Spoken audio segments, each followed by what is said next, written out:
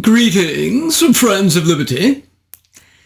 I did want to mention that, briefly, on a recent visit to Marguerite's distant relatives in Hampshire, we learned of a most interesting set of occurrences in the realm of education. There, over the last 20 years alone, dozens of new private academies and boarding schools have arisen, giving students a mastery in all manner of subjects, ranging from arithmetic and penmanship to mathematics, English, and merchant accounts, primarily for boys, and embroidery, drawing, music, French, and dancing lessons, primarily for girls. Tuition prices are quite reasonable, for boys ranging from 16 to 22 guineas, and for girls a bit more, understandable, of course, given the vain pretensions of our imported French dancing masters, but overall still quite affordable. And if reports are to be believed, all this increase in schools and academies has occurred not only in Winchester, but Southampton and Portsmouth as well. Now, if we turn to the issue of private education in your 20th and 21st century, we review here today a remarkable book by the educational scholar Andrew Coulson, arguably one of the 5 best books ever written on why private elementary education is, dollar for dollar, always superior intrinsically to public governmental education. Coulson unfortunately died of brain cancer in 2016, but in this book, his superb arguments and spirit live on. Coulson divided his scholarly treatment into 4 parts: a detailed historical examination contrasting private versus public education throughout the millennia of Western civilization; secondly, an in-depth analysis of the present very lackluster performance of public elementary education in America; thirdly, an international comparison; and fourthly, a recap with possible ways to transition public to private education. Let's examine the highlights of each. Part 1, History. Coulson begins with an appropriate quote from Horace Mann, the American educational agitator and reformer who more than any other is responsible for the ongoing disaster of public education. Mann said in 1841, "Let the common school," by which he meant governmental schools, "be expanded to its capabilities, let it be worked with the efficiency of which it is susceptible, and 9/10 of the crimes in the penal code would become obsolete. The long catalogue of human ills would be abridged." But instead, the grim reality, as Coulson demonstrates throughout, is the exact opposite of what Mann predicted. Public education leads to more human ills, leads to more crimes of the penal code, and leads to numerous other ways in which society is more damaged than if there were no public education at all. And there's no little irony in this quote, since other Americans, at the very time that Mann was trumpeting his fantastical claims of educational coercion, were acutely aware of its danger. For example, in 1840, the Education Subcommittee of the Massachusetts Legislature concluded, "The establishment of the Board of Education seems to be the commencement of a system of centralization and monopoly of power in a few hands, contrary in every respect to the true spirit of our democratical institutions, and which, unless speedily checked, may lead to unlooked-for and dangerous results." How right they were. This is exactly what has happened at every level of governmental education in the close to 2 subsequent centuries in America. From K12's disastrous performance in the pandemic to the disaster of American collegiate education. Enormously expensive because of the huge amount of subsidies pouring into them, and enormously ideological as a result as well. The members of that Massachusetts subcommittee in 1840 were dead right. But what happens if the elementary system isn't centralized, isn't made public, and instead is funded individually by parents? What happens, as Coulson's quote from the Roman author Pliny the Younger illustrates almost 2 millennia ago, is that if the appointment of teachers is left entirely to the parents, They will be conscientious about making a wise choice through their obligation to contribute to the cost. People who may be careless about another person's money are sure to be careful about their own. Exactly. The very necessity of directly paying your own money makes parents, in effect, regulate a private system of education for quality and value better than any bureaucrat ever could. Incidentally, if this were to happen directly at the collegiate level in America today, woke ideology would be destroyed in the medium and long term because almost no parents or students would want to pay for this ideological garbage directly. But parents instead are given lots of extra governmental money to play with instead, which they don't get to keep if they don't spend it on education, as they would if it were their own money. And so in this way, the government subsidies subsidize wokeness because parental control is weakened by the subsidy and colleges are given more money to do what they want to do instead. But returning again to the history of elementary education, Coulson takes us back to ancient Athens and describes their relatively excellent system of private education. As he says, government regulations were few, and with the exception of 2 years of mandatory military training, the state played no role in schooling. And we all know the brilliant result. Regarding actual diversity in education, Coulson remarks regarding the brilliant Aspasia, the partner of Pericles, an alleged courtesan and madam, defying prejudices of the day, this foreign-born woman set up shop in Athens teaching philosophy and rhetoric, and unabashedly advocated the liberation and education of the city's women. According to Plato, her lectures attracted such towering figures as Socrates and Pericles. No doubt she gave Pericles the benefit of her wisdom both day and night. As Coulson says, by all accounts, Athens was the most literate society in the Western world at that time.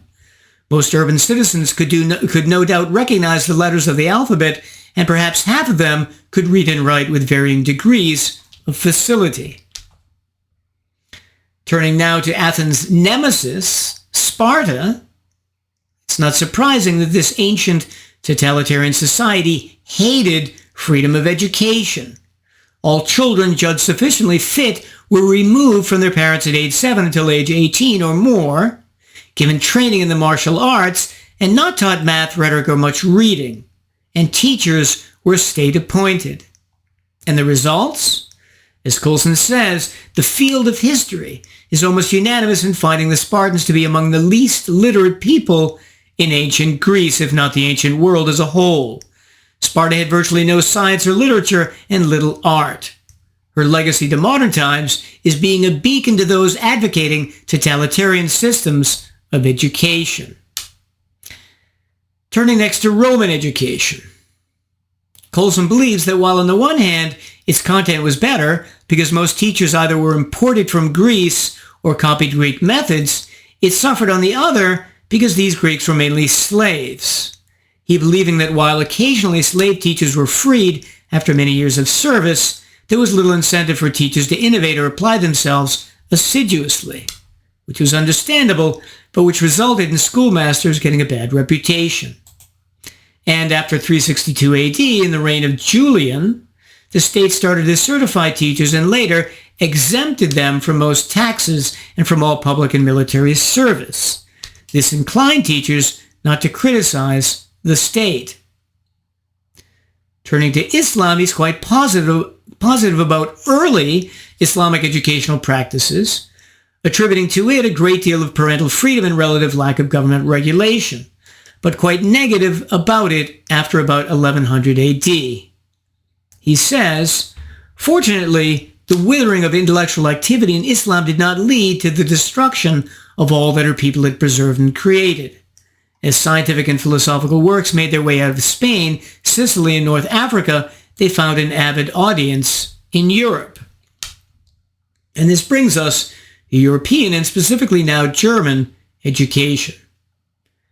Coulson's main points here are, as people throughout Europe in the Middle Ages moved from using Latin to their own national languages, so too in Germany, schools sprang up to teach children how to read and write in their native German.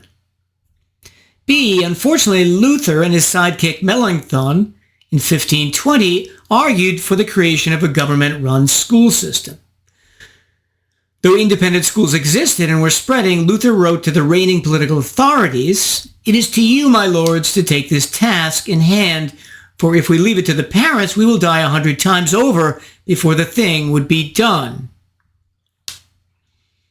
C, as Coulson says, because they were paid by taxes rather than tuition fees, the new governmental schools tended to make private instruction financially burdensome. Parents were now faced with a choice between state schools that charged little or no tuition and private schools that did. And this eventual destruction of private schools has happened many, many times in the history of elementary education throughout the centuries.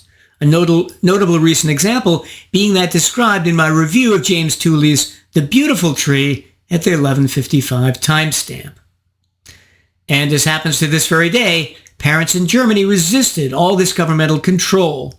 As Coulson says, in the municipality of Heidenheim, town leaders exchanged heated letters with the local duke, who had summarily closed their local German school, replacing it with a tax-supported Latin one. I'm tempted to bypass it altogether, but shall we not give Gallic historical education at least a little attention? A few salient points. As the Reformation progressed, France became one of the last bastions of Catholicism in Northern Europe, and so the papacy, ever eager to double down on its litany of errors and deceptions, utilized the Jesuits, who were quite capable propagandists. Their effectiveness derived from their well-devised schedule of classes and their innovative use of ability grouping, that is, composing classes of pupils of equal levels of ability and not of the same age. This had the happy effect of keeping pupils more interested and thus less disruptive. However, since Jesuits represented the rear guard and not the vanguard of modernity, most people rejected this Jesuit education. Moving to the other side of the Atlantic, Coulson next focuses on early American elementary education, noting A, how high literacy rates were in New England in the 18th century when schooling was largely private or with quasi-public local control. As he says, by the time the U.S. Constitution was drafted in 1787, the free male literacy was already at about 65% and probably over 80% in New England.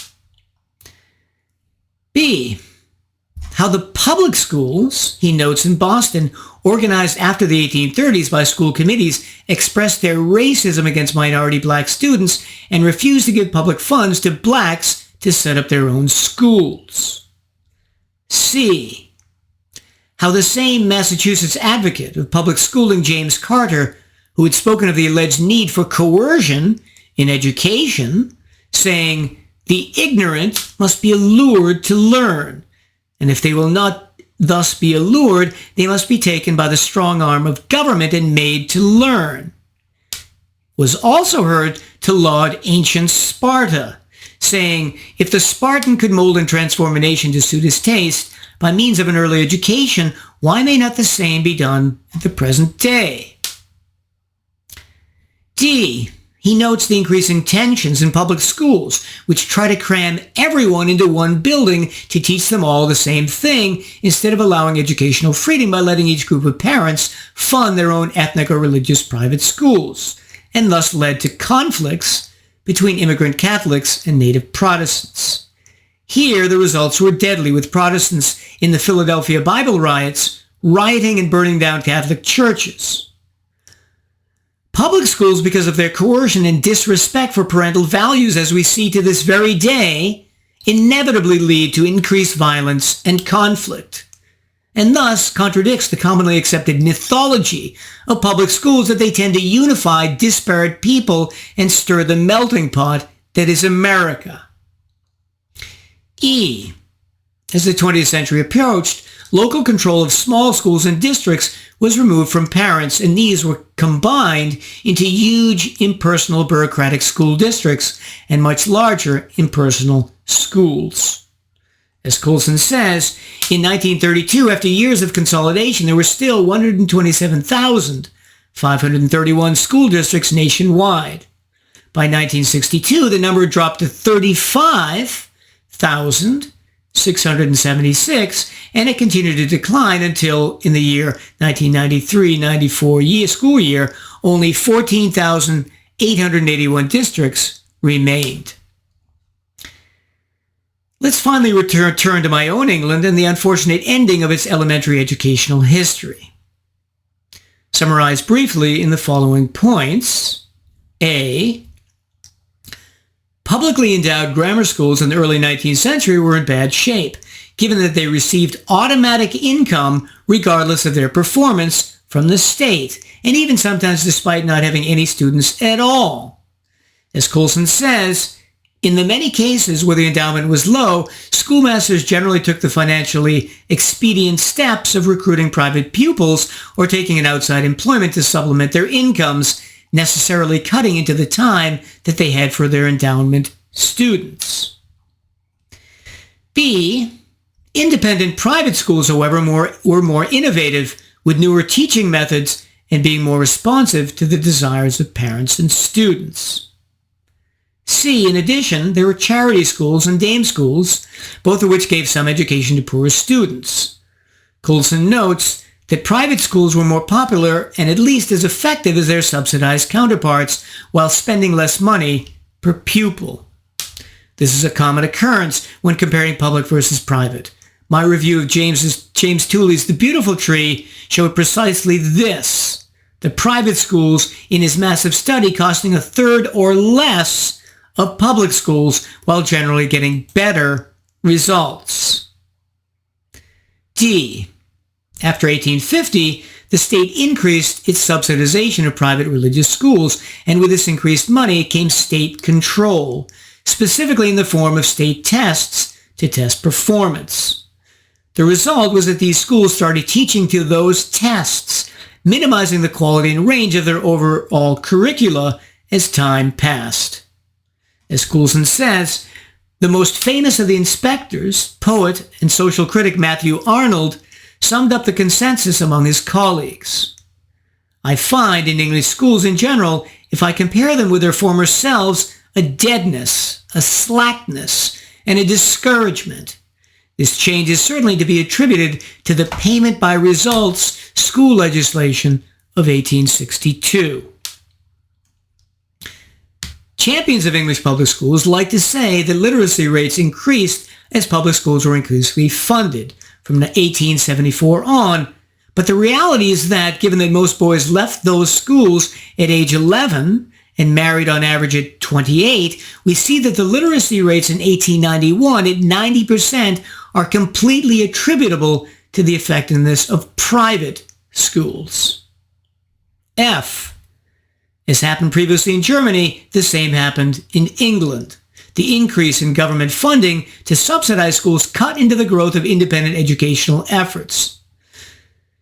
Though a majority of students still attended private schools as late as 1850s, the tide had clearly begun to turn. Why? Because between 1833 and 1870, state funding increased from less than 1/3 to more than 2/3 of the tuition cost at subsidized schools. And so the public sector gradually eliminated most of the private sector. As Coulson says, and by the 1880s, when public school tuition was almost nil, fee-charging private schools had all but disappeared. And this despite the fact, as one study showed, that privates had increased the literacy rates compared to publics having had no effect on rates of literacy, and thus a net loss of literacy for England. Now on to part 2, 20th century America. In this section, Coulson returns to the United States to describe the decline from the free and effective system that still largely existed in the late 19th century to the disaster of the present. Today, a huge federal Department of Education, working in tandem with politically connected teachers' unions, combined to propagandize and indoctrinate with destructive gender, environmental, and socialistic ideology the captive children held in their grasp. Or at times, they even refused to teach them as they did during the pandemic. Let's see in brief how Coulson describes this turn for the worse happening. A. He chronicles the rise of progressive theories of education, and partly these are simply to be understood as the American educational version of the fascistic ideologies that were overtaking Europe.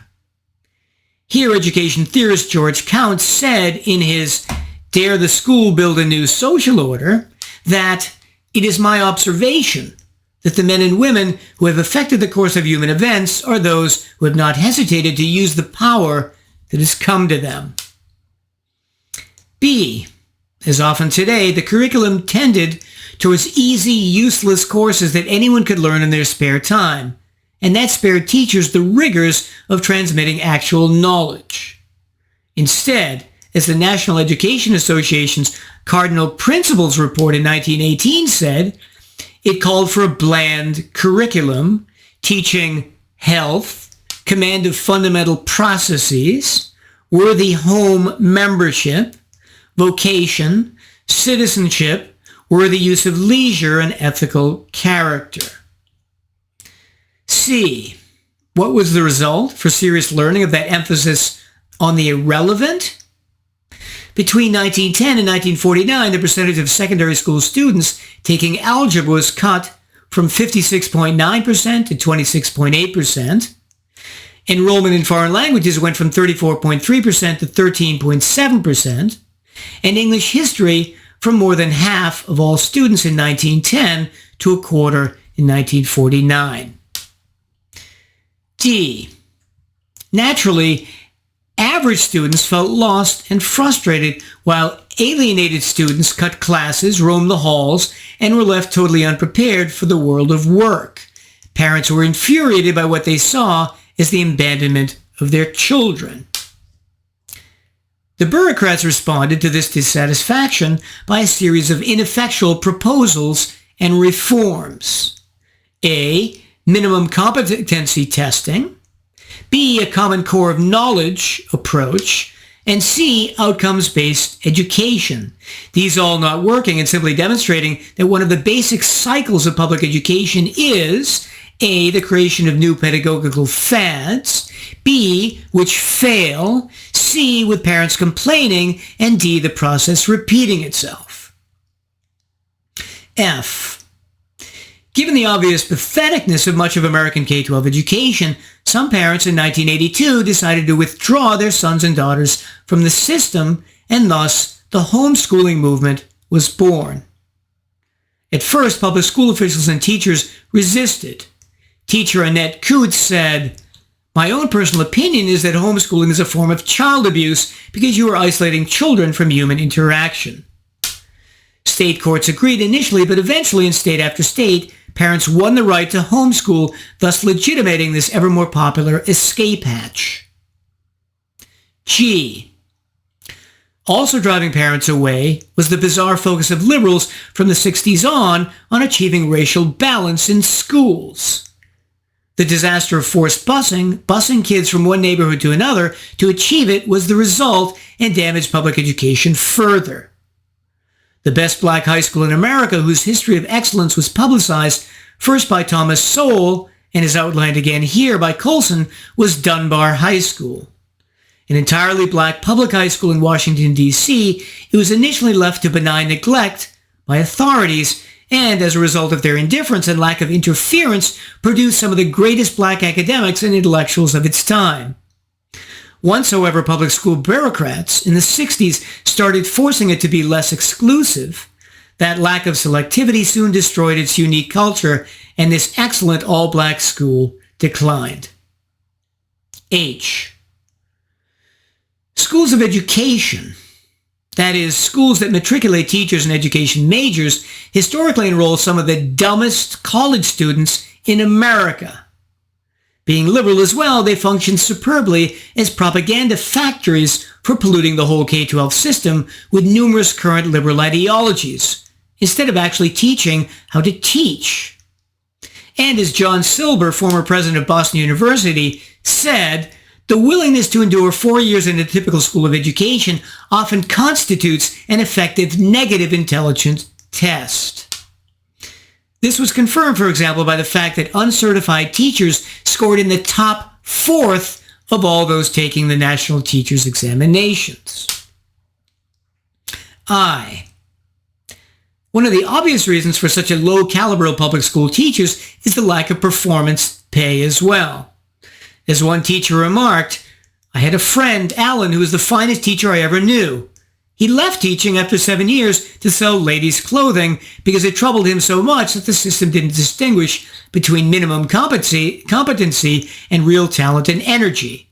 He's since become very successful. J. Yet another reason for the dismal performance of public schools, aside from their dumb teachers, is their acquired inability to control disruptive or violent students. One teacher narrowly escaped a beating thanks to the intervention of another teacher. Expecting the student to be severely punished, she was dismayed when he was given only a 5-day in-school suspension. Partly this problem is exacerbated by the present mandated inclusion in class of disruptive disabled students, called mainstreaming. A further drop in learning is incurred by all students since, according to present rules, it is illegal to suspend children with disabilities for more than 10 days. K. Because of the power of the teachers' unions and the resulting extraordinary difficulty and expense it takes just to fire a bad teacher, public schools are known for what's called the dance of the lemons, where bad teachers are shuffled from one school to another, but never actually fired from the system as a whole. L. Hard to believe, but some prominent progressive educators, like Stanley Hall in the 1920s, directly disparaged literacy itself. He said, very many men have lived and died and have been great, even the leaders of their age, without any acquaintance with letters. And this disparagement goes hand in hand with their inability to teach reading as well as private schools, starting all the way back to Horace Mann in the 1840s, who believed in the ludicrous whole word look-say method instead of phonics, to the 1990s, 150 years later, where whole world methods were again imposed on California schools for a decade, resulting in angry parents and illiterate, socially promoted graduates. Incidentally, one consistent and ever-growing method that the public system uses for dealing with its failure to teach reading is to label the children who haven't learned to read as learning disabled, thus shifting the blame from their own system to the child himself. M. Another proof of the inferiority of the American public system is that American children test comparatively well with the students of other countries when they enter school and up to about grade 4, but then as time goes on in the higher grades, the longer the public system has them in its grasp, the worse the children test internationally. N. Testing fraud is constantly discovered in public schools.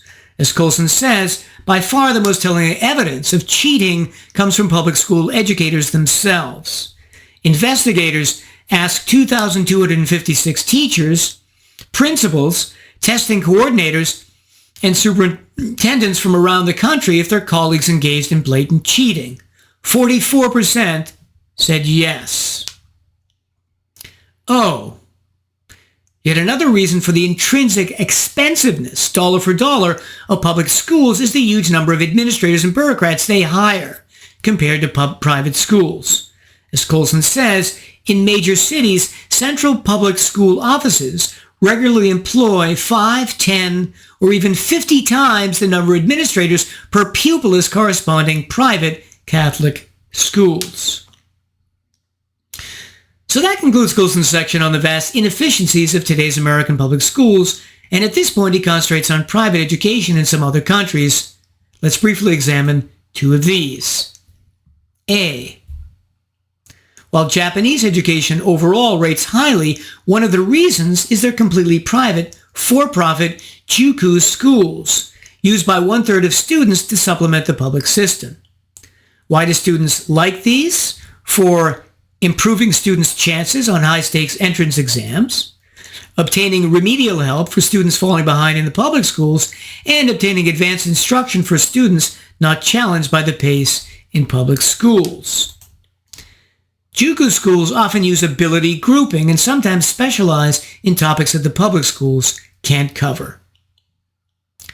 B. In England, church or faith schools, which have more freedom from governmental control, often perform better. As Coulson says, despite comprising just over 1/3 of the total number of state schools, church schools won 2/3 of the top 100 places in the 1997 ranking, a finding consistent with the U.S. research on religious schools conducted by James Coleman. Finally, let's move to Coulson's fourth section, where he reiterates in summary form the many advantages that make private schooling intrinsically better. A. Parents, because they have much more choice, are more engaged and involved. So, for example, public school teachers were roughly 6 times more likely to complain about the lack of parental involvement than private school teachers were. Thus, not surprisingly, one report found that parents' level of school involvement increased significantly once they were permitted to transfer their children from public to private schools.